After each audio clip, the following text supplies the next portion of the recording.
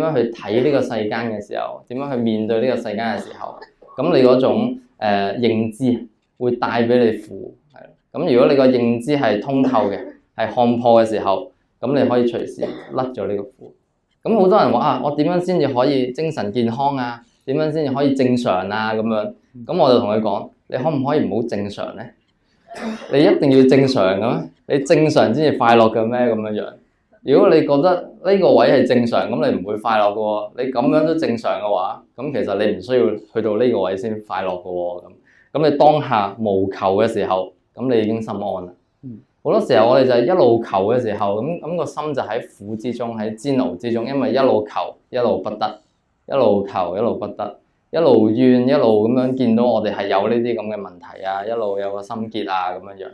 咁所以當我哋唔求嘅時候，咁佛教講知足與感恩啊嘛。